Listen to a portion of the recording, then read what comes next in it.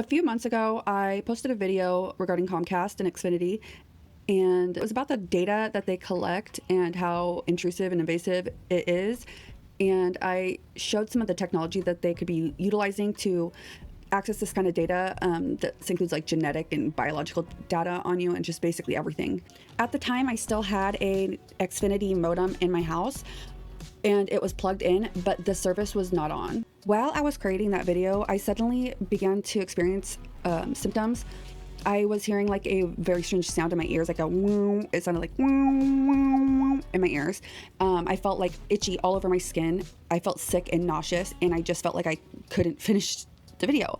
And just a part of me was feeling like this could possibly be some technology that Xfinity utilizes to protect its company against naysayers. The reason why I say this is because in their terms of service, they do say that they have technologies that detect and respond threats and security events. They don't describe exactly what security events are, other than saying that anything that puts their company or their workers or the general public at risk. And then they say that they have certain technologies to respond to security events, but they don't actually say specifically what those technologies are. And during that video, I just was like, I've felt this kind of thing before, and I felt it many times when I was making videos or talking openly about certain companies. And I've questioned if these symptoms could be a direct result from my own paranoia in my own mind, and just anxiety from some information that I'm talking about, or fear.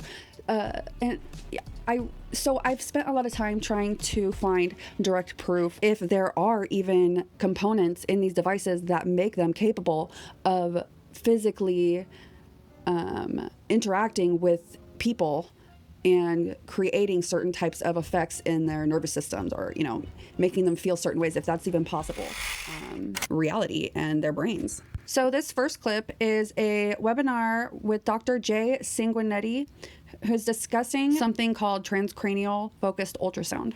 There are a number of ways to perturb or alter the nervous system for a temporary amount of time, and each of these ways is helpful for understanding how the brain functions. So my PhD work was on visual neuroscience. We were looking at using visual sensory information to perturb the visual system, and then we can look at how the visual system and behavior respond. Of course, you can use molecular and chemical interventions, like pharmaceutical interventions, to change the brain. And what I've been most interested in the last 5 years or so is actually using both invasive and non-invasive brain stimulation methods to perturb the nervous system. So invasive methods obviously mean that you're drilling a hole or doing a neurosurgery to put an electrode in the brain. Researchers and the medical community have been looking hard for ways to alter brain function directly, but with non-invasive methods. So typically we're using electricity or magnetism because that really is the language of the brain. But what I'll tell you today is you can actually use ultrasound in a non-invasive and safe way to alter brain function. And the other thing today is you can actually use ultrasound in a non-invasive and safe way to alter brain function. Not just your phone, but also your laptop, tablet, smartwatch, TV, or your IoT-enabled home appliances are all participating in the most clandestine and unavoidable method of tracking your location and behavior: ultrasonic cross-device tracking. So what exactly is it, and why is it the most egregious invasion of our privacy? Let's say you're watching your favorite TV program, and as a regular viewer, you have your phone with you or somewhere close in that room. In the old days, that would be the end of the story. But in this day and age, your TV is an audio beacon, and your phone is a receiver. Beacons are emitting high-frequency sounds, and receivers are listening for those signals. During commercial breaks, your TV will emit ultrasounds that you won't be able to hear, but your phone and your dog will. You may notice your dog acting strange, but you won't notice your phone receiving those signals and listening for instructions. So what I've got here is an audio laser, also known as an ultrasonic parametric speaker. It can transmit sound in a very narrow and directional beam, like a laser beam, and you wouldn't be able to hear it unless it's pointed directly at you. Audio laser for under 20 bucks. Non-contact thermoacoustic imaging of tissue with airborne ultrasound detection. Now, in the imaging field, one highly desirable ability is to do non-contact imaging. This is where the instrument or the sensor has some standoff distance from the patient in the case of medical imaging and doesn't actually need to make any contact imaging. This is where the instrument or the sensor has some standoff distance and doesn't actually need to make any contact. I know that this last clip is not talking about a device that could stimulate the nervous system, and they're talking about a device that could take ultrasound images from a distance, but the technology is one and the same. If this device can beam ultrasounds into somebody's body at a distance to take an image, then it could probably also beam ultrasounds at somebody's head in order to penetrate their skull and alter their brain function. This next clip is Dr. Jamie Tyler of Arizona State University discussing transcranial ultrasonic neuromodulation and some of the research that they had been doing in it. And it also kind of alludes to the fact that a lot of this research is being funded by not only government, but possibly by corporations. After we validated the safety and that we could modulate larger brain networks using transcranial focused ultrasound, I moved to Virginia Tech, and we spent some time characterizing the transcranial focused acoustic fields of these ultrasound waves. And then we targeted primary somatosensory cortex in humans and showed using EEG and other psychophysical methods that we could modulate the activity of very restricted cortical regions using transcranial focused ultrasound in healthy individuals. I think that it opened up a lot of our ability to start to explore how the brain was being altered from an electrophysiological standpoint and how that may correlate with behavior. One of the things that I think is important to point out to the field is, I often have the question is, can you focus ultrasound across the skull? And the answer is yes, you can.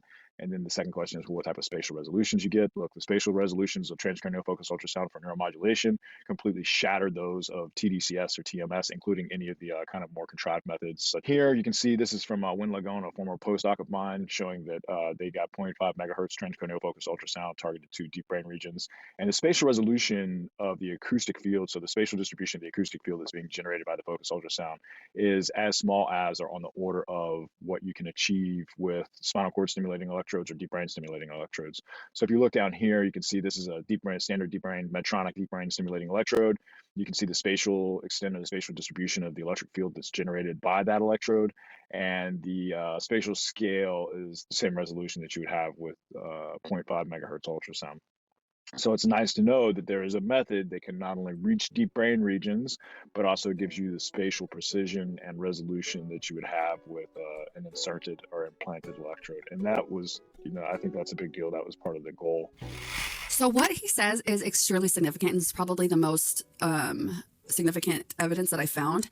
He says that, and he shows that with this ultrasound, instead of sending light or radio frequency, this laser or this beam was able to beam sound at a precise location.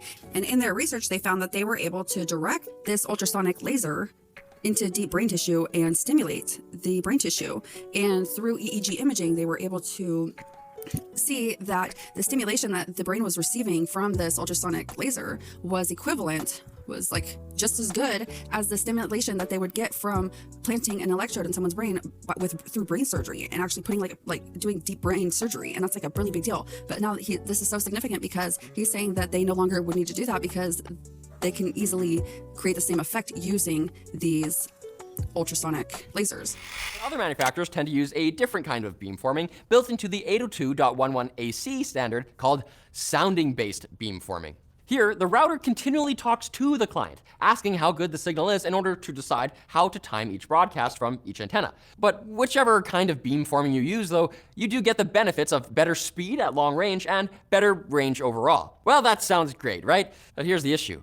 When the IEEE finalized the wireless AC standard, it made sounding-based beamforming optional. So even if you buy an AC router that says it supports beamforming, odds are your phones and other gadgets you have lying about do not. And there are even plenty of higher-end client devices that lack beamforming support. Making matters worse, it's often very difficult to tell whether a client device does support it from just looking at a spec sheet. The best way to tell is to use a packet capture program such as Wireshark, which will give you technical information on the connection, including whether a connected device supports beamforming.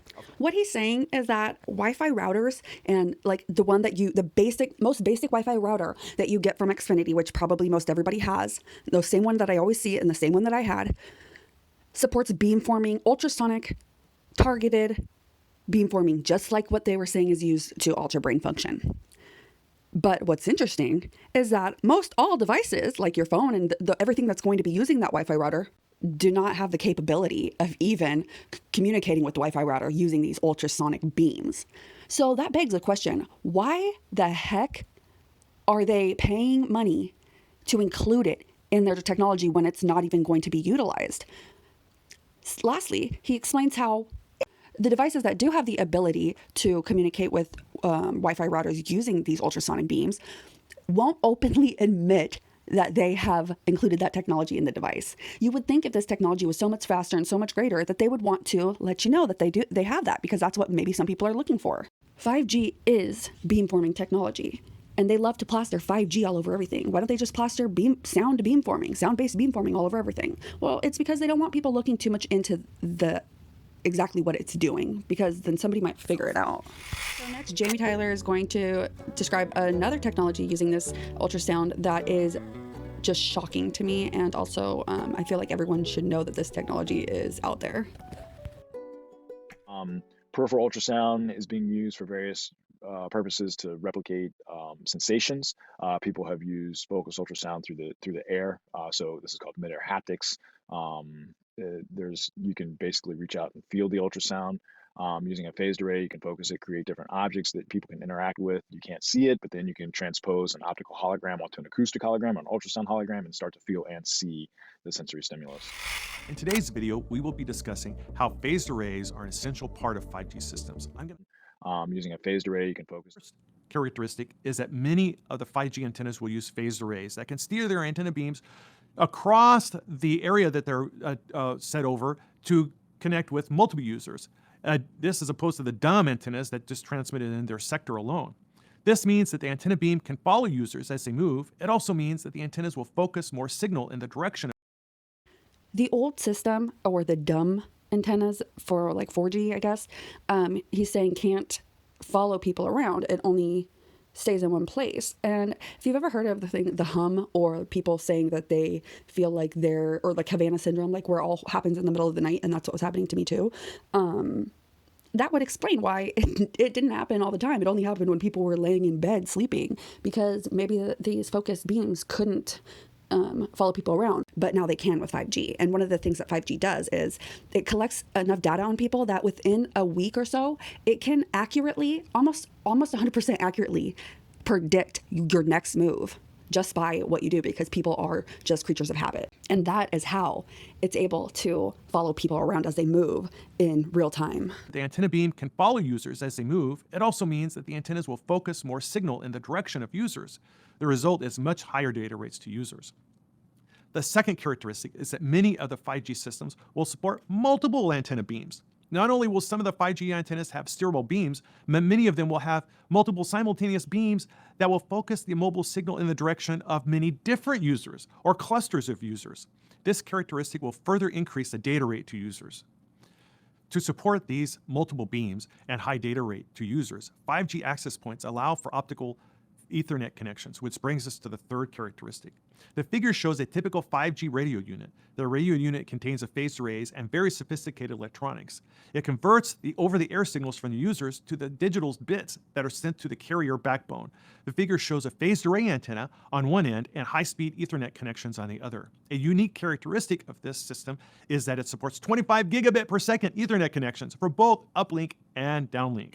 Moreover, most of the systems will use fiber optic connections. This means that the antennas are not only smart because they have phased arrays, but they're also smart because they perform the conversion of radio frequency signals to digital signals ready for Ethernet transmission. As a result, 5G radio units are truly game-changing advancements for wireless communication. So a logical person may ask, well, how could companies put this kind of technology in their products to where they're, creating these ultrasonic neuromodulations in people's brains in order to advertise or whatever, control the user?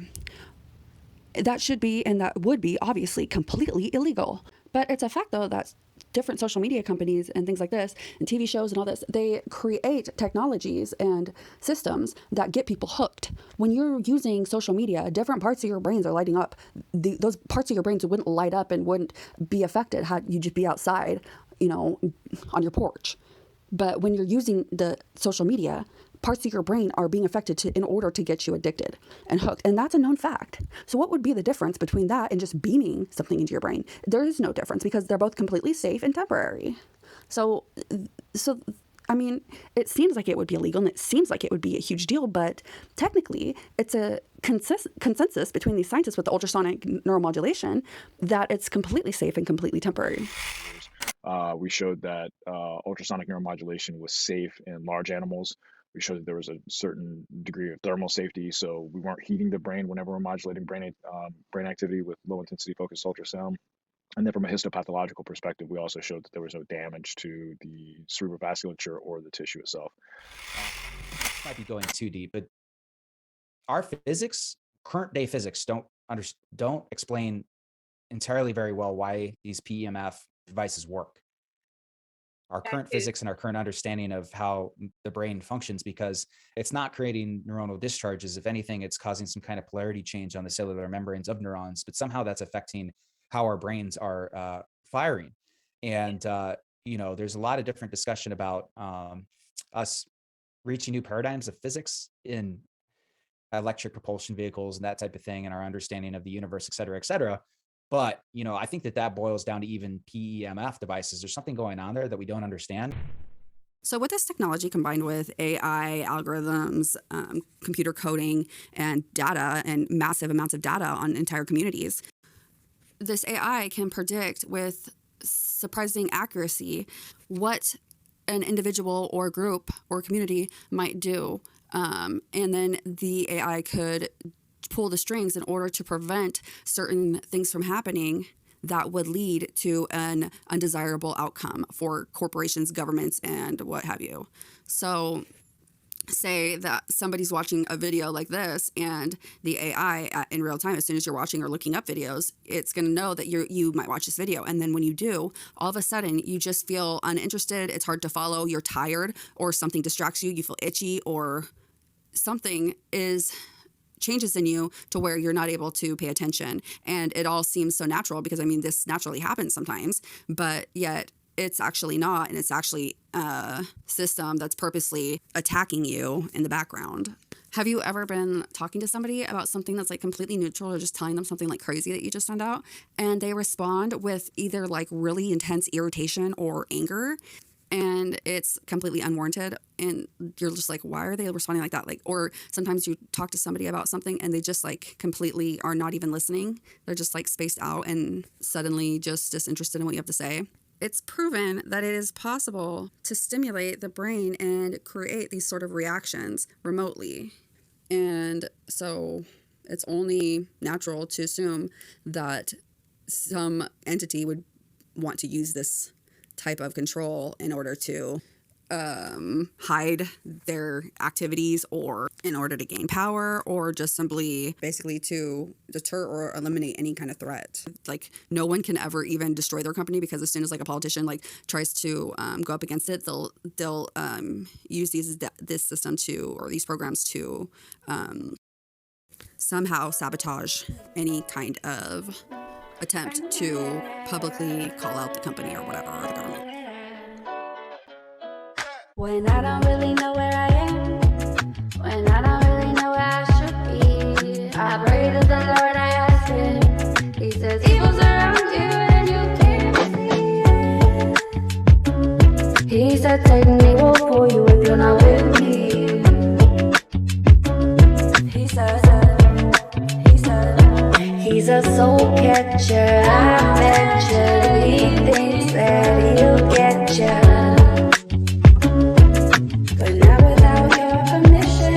He'll seduce you, abuse you, he'll do all his work through you. So I think that you better listen. He's a soul catcher, I bet you. Let your guard down, ninja. I bet you say you let your guard down, ninja. When he comes knocking, don't let him in.